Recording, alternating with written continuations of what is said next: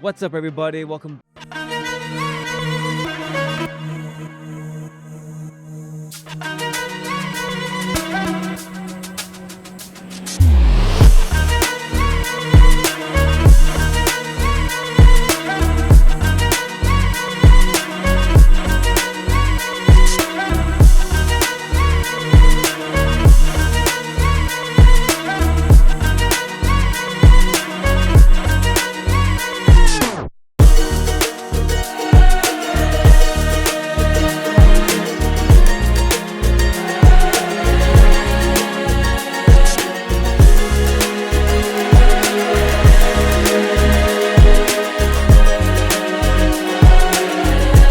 Orient people into like, hey, let's do things a little bit better because these things actually matter. There is right and wrong. There is morality. Yeah. There is certain like.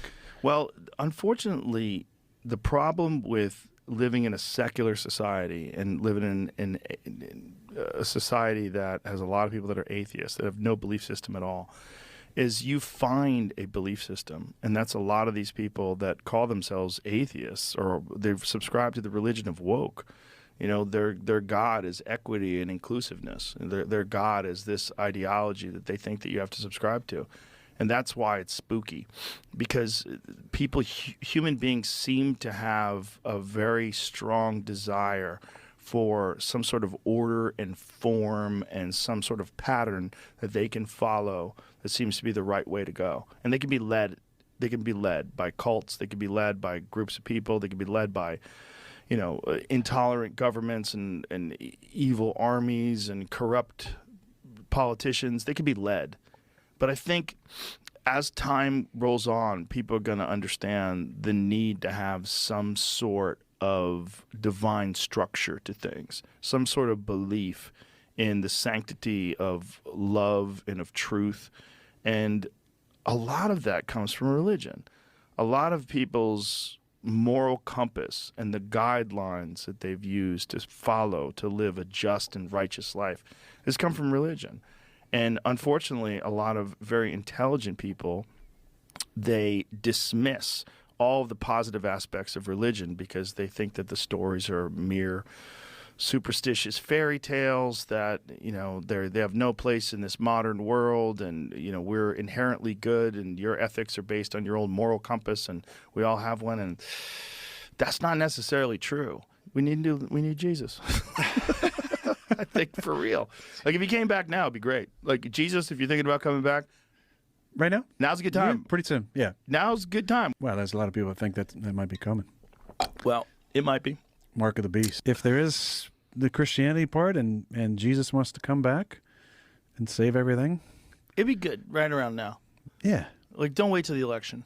So yeah, I mean, he said some pretty cool things there. I mean, the first thing I want to point out is how he talks about the religion of woke, and then the way he expounded upon that, how that religion is the God of inclusivity, right? I think that was a great way to explain that. But it's interesting to look at someone who's got the biggest podcast, or one of the biggest podcasts in the world, and he's having a conversation with Aaron Rodgers, arguably one of the most popular NFL players right now, who's been in the media recently a lot.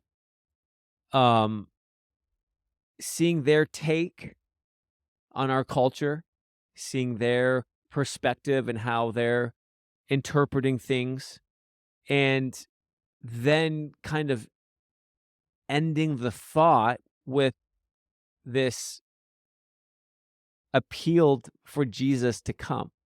Now, do I think that him and Rodgers are saved? My guess is no, but the fact that, I mean, when you've seen Rogan in previous episodes, I mean, he was like anti-Christian. I mean, he's gone after Christians and the Christian worldview and perspectives. And so to see him go from that to now asking for Jesus to come, even if it was, semi-joking, saying it in jest, but I felt like there was some sincerity there. And you can just kind of see his perspectives changing, his worldview changing, his thought process changing, because he starting to see culture for what it is. And one thing I respect about Rogan is even if you don't agree with what he says, he'll tell you what he thinks, and he'll stand by his word. And so I don't think he says things for clickbait, or I mean, he knew very well what he was saying, why he was saying it. And I think that watching that clip, you can see God working on his heart. Will he go all the way with this? Will he eventually give his whole life to Jesus? I don't know. But you can definitely see God drawing him, God wooing him, God, just pushing his buttons a little bit, because his perspective is totally changed in the matter of, I mean, I can't remember when he was, I think he was interviewing Matt Walsh. I don't even know when that was. Last year, 2 years ago. I mean, he was hardcore against Christians and some of the things that he was saying. And then even with other guests, I mean, he said atheists on there. And just to see him now just appeal for Jesus to come back, I think shows a genuine turn, a genuine push in the right direction. And so I think this is really cool. And yeah, I mean, don't want to read too much into it. Don't want to blow it out of proportion, but I think that it's really cool. So